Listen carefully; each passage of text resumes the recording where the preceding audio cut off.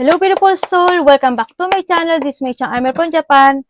Kapag Sagittarius, this reading is for you. Tingnan natin ang iyong second half ng April 2026. Maraming salamat muna sa mga subscriber, new subscriber, cross-watcher, at sa mga bagong pasok dyan.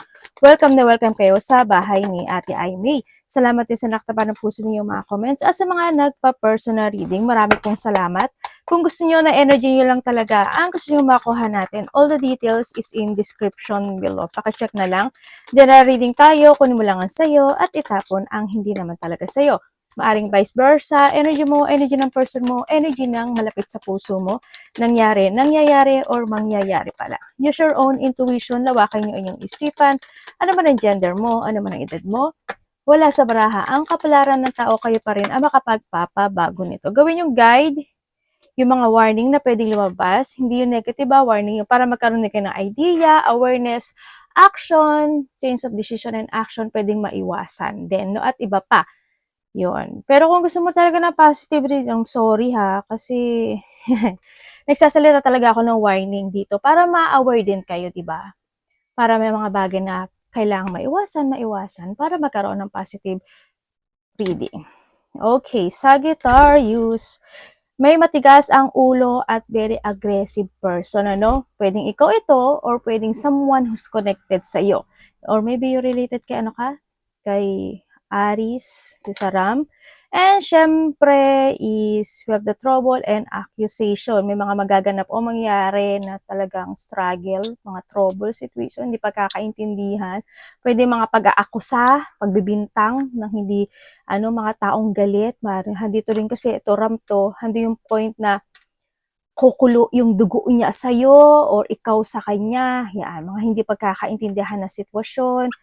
Kung sino man ito, siguro mas maging patient ka na lang din, Sagittarius, na nakita ko dito. Kung sino man ito sa buhay mo, sa nakita ko. So iba sa inyo, mag-ingat na lang din kayo sa mga mantika, sa apoy, no? Ingat kayo.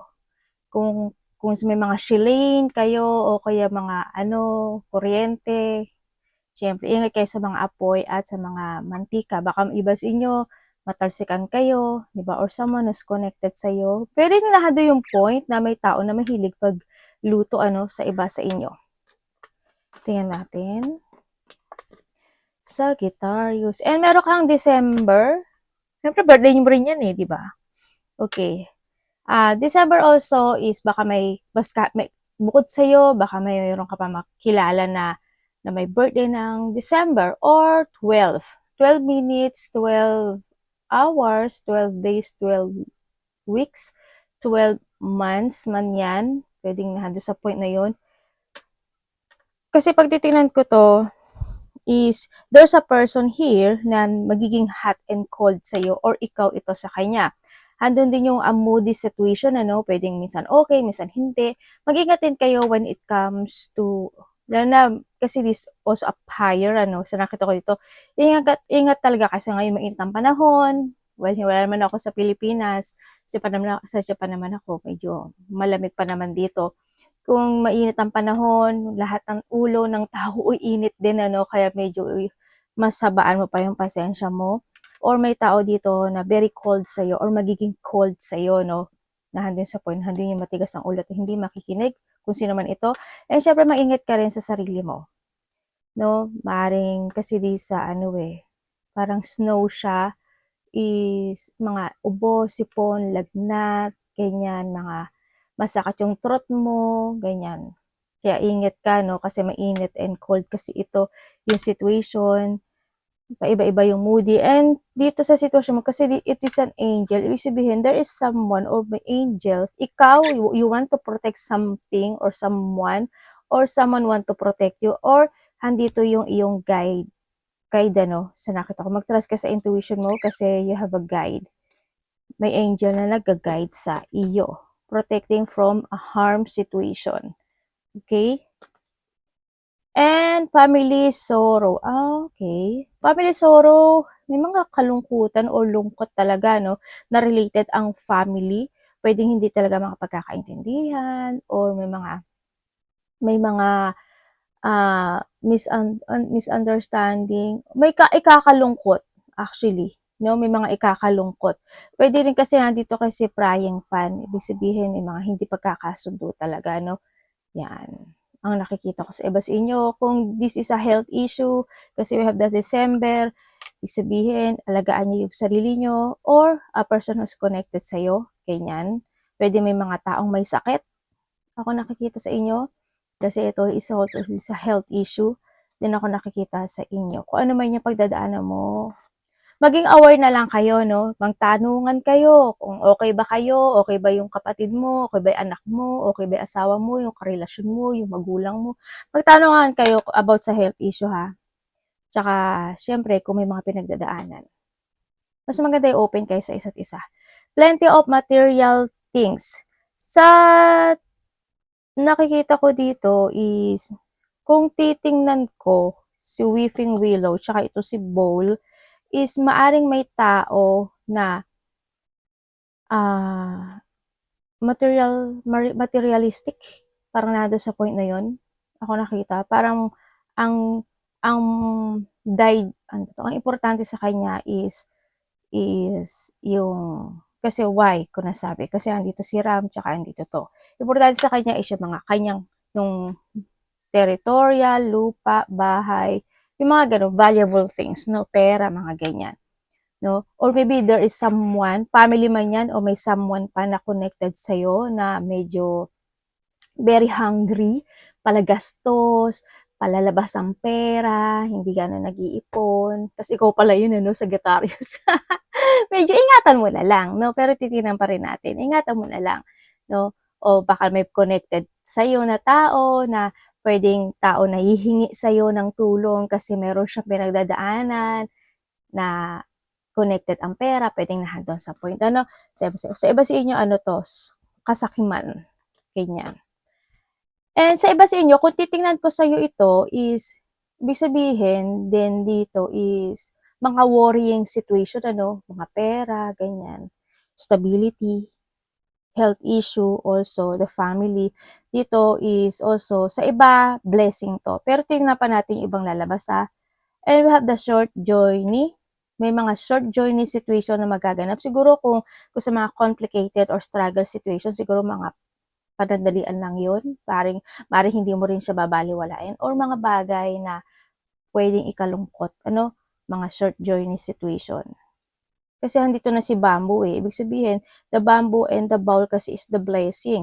Ibig sabihin, may blessing na darating sa'yo. Pero, blessing or opportunity to ha, and you need to grab it. Kasi, short journey to. Ibig sabihin, pwedeng mamiss mo itong sitwasyon na to, no? Yan. Kung ano man yung idea mo, yung mga gusto mong aksyonan, mga ganyan. Pero wag naman, think very carefully din, no? Kung related siya sa pera kasi pwedeng ika-problema mo yon. Iba dito, maaring nado yung point ng mga pas-utang, ganyan. Diba? Or mga pagkakautang. A long journey, either physical, mental, will leave you wise. Yeah, kung may mga pinagdadaanan ka talaga na sitwasyon mo na nangyayari noon, na nauulit muli ngayon, yun yung hirap, actually hirap, yun yung makakapagpapatatag sa'yo. Di ba si elephant kasi is nabubuhay siya ng matagal na panahon, yun mas magiging more on wiser ka hanggang sa huli. Pero, syempre, ang sinasabi din dito sa sitwasyon is, you need to learn from the past din dito sa sitwasyon. Diba? Kasi yung magiging mood mo kasi is hot and cold or there's a moody situation. Minsan okay, hindi okay, okay, hindi okay. Parang ganun ka, parang nag-heartbeat ka. Kaya you need to take balancing, control and balancing any situation into your life ha. Mga iniinom, kinakain, pera, paggasto, any situation, mga pag-usap, communication, kung ano man yan, no, mga decision mo. And news is on the way. Kung titingnan ko ito, when it comes to news, there's a good news. Kung sa bad news, mas marami yung bad news. Ibig sabihin, mas maraming pagdadaanan ka na pagsubok sa buhay. Pero yun yung makikapagtatag sa'yo, yung elephant. No, learning to.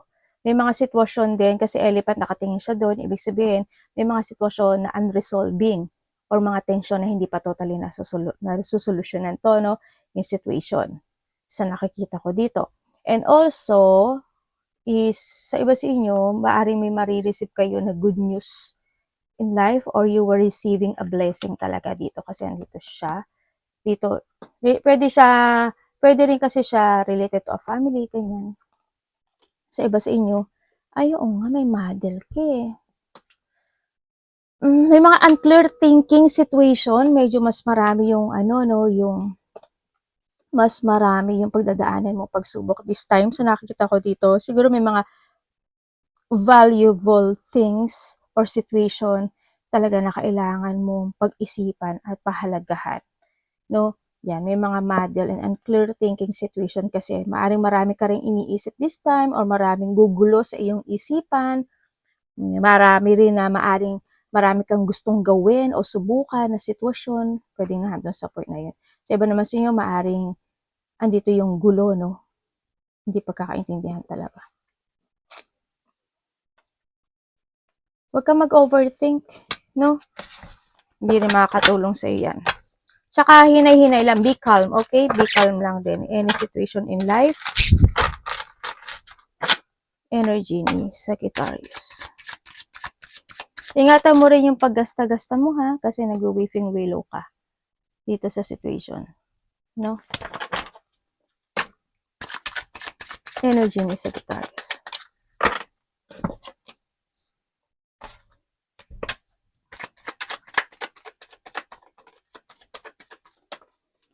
Okay, when it comes, we have the 10. When it comes sa yung, puro pera. Sabi ko na nga ba, ingatan mo yung pera mo, puro pera, lumalabas.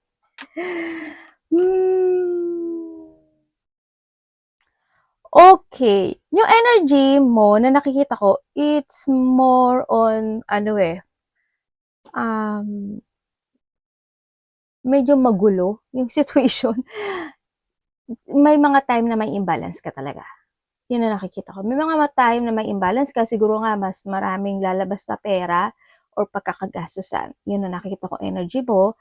Yung energy mo is also sa iba is medyo chaos itong sitwasyon. Pwede magkakaroon ka ng mga chaos sa mga tao na who's connected sa'yo, pwedeng sa family, sa kasama sa trabaho, or kung sino man yan na pwede rin na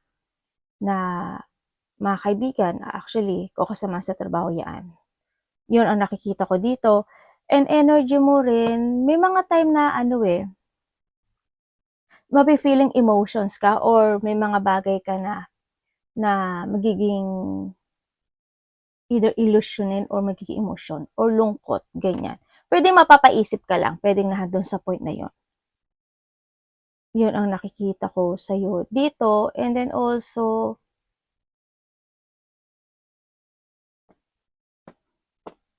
sana, hindi naman lahat, no?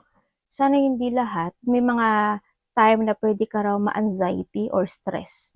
Pwede may nakakausap ka or may mga nakaka-dealing ka or nakaka-partnership ka, kung sino man iyan na makakapagbigay sa'yo ng ganong feelings. Yun ang nakikita ko sa'yo dito. May mga ima-imbalance ka dito ha, ingat ka na lang din. No? Kung sa aspeto ng buhay mo yan. May mga frustration din ako nakikita sa iba kasi eh. Pwede may mga sitwasyon na may ipit ka sa gitna, o kaya may mga sitwasyon na mapi-feeling trap ka or ma-stuck ka, or sa iba dito is may mga pagkalito na sitwasyon. Pwedeng nahado sa point na yan.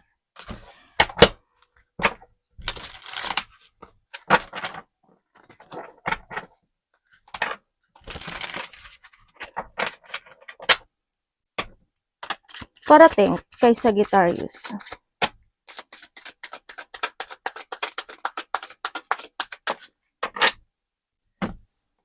The Lovers, Ano po yun, Universe? Parating sa kanya.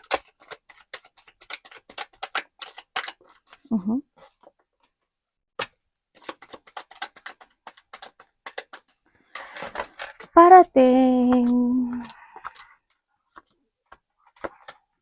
Okay. Okay. Okay, parating sa iyo, Sagittarius, parating sa iyo, merong babae, distance na to eh. May babae ako nakikita dito na kakausapit ka sa isang mahalagang bagay or kakausapin mo siya about mahalagang bagay. Parang nandun sa point na yun. Or makaka-receive ka sa kanya ng text message or news or communication or ikaw ito sa kanya. And also, ang parating sa iyo is may nagmamatsyag. Pwede ikaw yung nagmamatsyag or someone is may pagmamatsyag. Mag-ingat ka rin sa mga nakakausap mo. Hindi family situation ito eh. Either family, close relationship, or karelasyon. Kasi why? May tao kasi na sinungaling. May tao na nangliling lang or sa iba is manipulative ito. Sa iba naman is cheater to. No? Yun na nakikita ko dito. May taong cheater or mandaraya talaga o mapangling lang. Yun na nakikita ko dito. And parating din sa iyo is there's a bullying situation. Pwedeng may tao na mangbubully sa'yo or ikaw ang mabubully. May ikakagulat, ikakashock o ikakabigla ka daw na sitwasyon na magagaling ito sa taong malapit sa'yo or ikaw ang bibigay nito sa kanya. Siguro about related siya sa mga awareness situation, pwedeng nandun sa point na yun. Pwedeng halimbawa, di ba sabi ko, halimbawa sabi ko kanina may mother figure, baka siya yun. May sasabihin siya sa'yo, then magugulat ka, masyasya ka, pwedeng nandun sa point na yun, di ba? Na kailangan ganito, ganyan-ganyan. Baka handa yung pag-iingat, or maybe nahanda yung point kung sa iba sa inyo, malapit sa'yo yun, na kailangan mong mag-ingat din. Kasi pwedeng may mga ikakagulat, ikakabigla ka na sitwasyon na ikaka-disappoint mo sa taong malapit sa'yo. May disappointment kasi ako nakikita. Yan. There's a deep wound or there's a battle situation happening to your life. Akong nakikita sa iyo.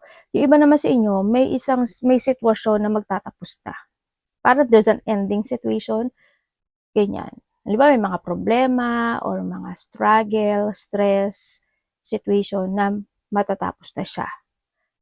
Handito na rin yung point na parang aalis ka sa isang sitwasyon or lalayo ka sa isang sitwasyon na you feel na hindi makakagood para sa'yo. Nandun sa point na yun. And you're starting and you beginning into your life. Yun na nakikita ko sa'yo. Nandun na yung point na tatalikuran mo siya or tatalikod ka sa isang sitwasyon na napapagod ka na hindi worth it sa'yo, para may i-overcome ka na sitwasyon na parang nandun sa point na yun or ma-overcome mo to. Sa iba naman sa inyo is may paghihintay no? Ako nakikita sa'yo. Maybe you're waiting for something. May mga may mga achievement. Hindi siya ganun kalaki sa Sagittarius, but there's an achievement situation, Yeah, may mga goal of achievement daw ako na nakikita sa'yo. Kasi you will getting away or makaka-escape ka sa isang sitwasyon na it's not working to you anymore. Parang nandun na sa point na you're starting fresh, kumbaga, yung iba sa inyo. May mga surprise parties, events, situation, may mga getting together, family unity, reunion, or close relationship man yan, ganyan. Or yung iba dito is may mga pag-aaway sa lupa, bahay pala. Parang yung sinabi ko kanina. May mga pag-uusapan kayo related sa lupa, bahay, territorial, mga ganyan. O pag-aaway ito. Or maybe ito yung point na hindi pa to tapos. Maaring nauulit-ulit, paulit-ulit, or tong tension na to hindi to tapos. Ganyan.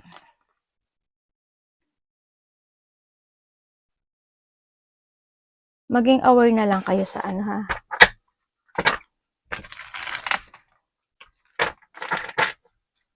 Gagawa ka ng bahay? Bubili ka ng bahay? O magpaparenovate ka ng bahay, Sagittarius?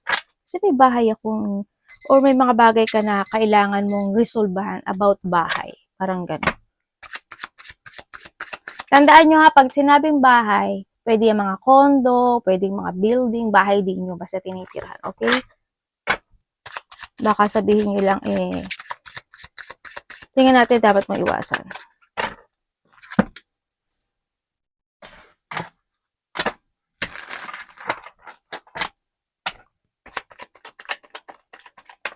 Okay. Dapat mong iwasan. Dapat mong iwasan is, isang babae. Iwasan mo daw isang babae. Hindi ko alam bakit. Anong meron sa babae na to? Iwasan mo daw yung isang babae sa buhay mo. Maybe, kung sino man siya, basta babae siya. No? Yan. Pwedeng itong babae na to is hindi siya good when it comes to connection or mga pwedeng nasa isip niya lang is mga pera o kaya is makasarili to, pwedeng na doon sa point na yun. Sa iba naman sa inyo, iwasan mo yung mga taong dishonest, magigante, or mga taong mahilig magigante. Yung mga taong hindi magiging unfair sa'yo, iwas ka na lang din, or ikaw ito. Iwasan mo yung mga tao na gagamitin ka lang, kapag kailangan ka nila, andyan sila, ganyan, kung pag wala na, ganun. Basta iwas ka sa mga taong manggagamit, sa mga taong very danger, sa mga taong makasarili, sakim, syempre not to thinking yourself din, kailangan isipin mo rin yung sarili mo. Yan, yung mga corruption situation, di ba yung mga corruption, mga sinungaling yan, di ba? Yung gagamitin ka lang nila kapag kailangan ka nila, dadayain ka nila, di ba yung mga ganun yun. Ingat ka na lang din sa sitwasyon. Tsaka yung sarili mo, no? Yan, kung may mga bagay na need to let go, or sa iba sa inyo is mas maging open ka na lang. In a good, in a nice way, ano? Hindi ko naman sabihin na open ka sa lahat. Kumbaga, kung sa tingin mo is makakagood yun, be open or be understanding na lang din. Open-minded din also, no, as needed. And syempre, think to the future. Kung may mga bagay o sitwasyon na need to heal, need to recover, or need to accept, and forgiveness is needed, is gawin. Kung may mga problema na kailangang isiwalat no? Sabihin sa ibang tao na pwedeng makaluwag para sa iyo, gawin mo, maaaring share your problem sa mga taong pwede pagkatiwalaan. Release the pain, and kailangan mo rin na i-refreshing yung emotion mo, no? Yun ang nakikita ko sa iyo dito.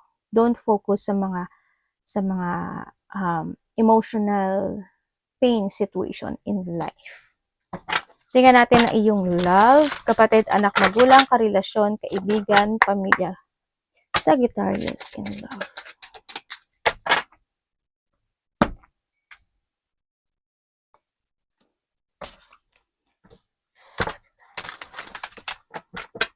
In love.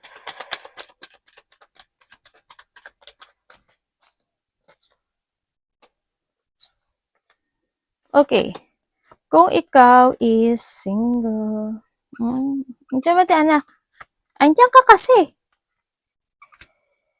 Okay. Kung single ka is pwedeng may kausap ka? Or maybe sa iba sa inyo is may tao na kilala mo na maaaring magkakaroon muli kayo ng connection nito. Sa iba dito, kausap mo na to.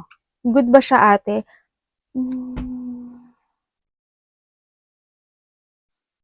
Sa nakikita ko may problema to. Meron siyang problema.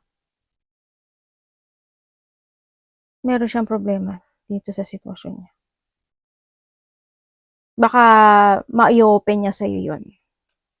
Kung kayo naman is nagkahiwalay nitong taon na to, oo, nagkahiwalay kasi because of the third party relationship. They give effort, o ikaw ito, nagkaroon ng mga hindi pagkakaunawaan, mataas sa ego, nag-away.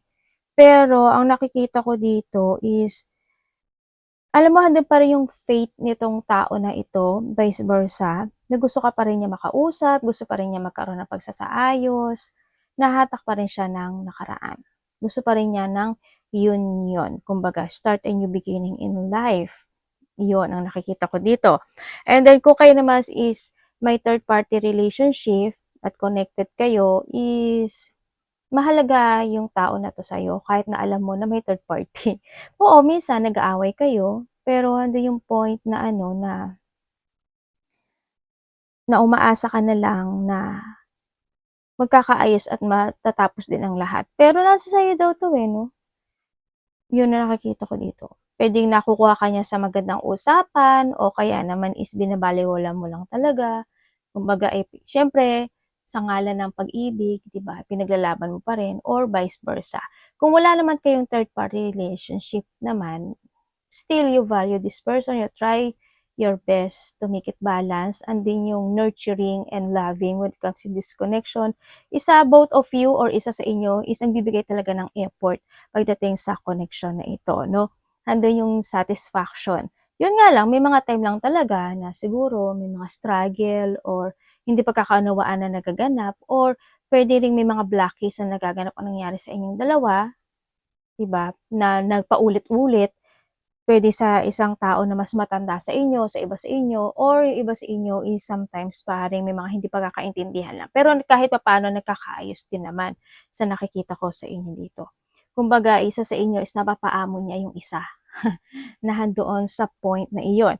Kung may mga time na ano, baka may mga pag-aawayan o hindi kayo pagkakaunawaan, medyo habaan mo na lang din yung ano, no, yung pasensya ng bawat isa, gano'n. Puwede kasing maulit kung hindi nagkaunawaan, puwedeng maulit yun muli. Money. Ay, baluga. Money ni Sagittarius. Bakit dalawa? Sorry, yung buntot. Okay, pagdating sa iyong money. Okay, pagdating sa money mo is losing something valuable, ano, ang kung nakikita sa Sagittarius, or may pwede kayong mahulugan, sa iba naman is pwede kayong manakawan. Ingat na lang kayo sa pera nyo, no, sa nakikita ko dito.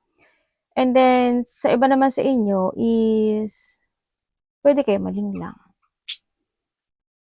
Sa iba, when it comes to your money rin, ang nakita ko dito, medyo, yun nga, may mga chaos, medyo stagnant kasi yung pera sa na ngayon, sa nakikita ko. Pwedeng sa iba dito is talagang mas lumalabas yung pera mo this time, pwede may mga pinagkakagastusan ka related to your travel, o kaya naman is may mga sitwasyon na kailangan mo naman talagang maglabas. Pero stagnant kasi ito. Kumbaga, andun yung point na you try to control and balancing yung pera mo. Yun ang nakikita ko dito. Sana wag masyadong mag-empty, ano, sa nakikita ko dito. Yun, kaya ingat-ingat na lang din sa paggastos-gastos, no, dito sa sitwasyon na ito when it comes. Iba sa inyo may sakit or may taong may sakit talaga, no? Yun. Kumbaga sa iba sa inyo rin, is may mga ano unfinished business when it comes to a money. Pwede may mga pagkakautang, may mga dapat bayaran, mga ganyan. Bukod yung sa mga bills, syempre ano na yun, natural na yun, eh. Hindi yun. Yun ang nakikita ko sa iyo dito. Basta pagdating sa pera, try to control and balance your money. No? Arigatou namaste, God bless.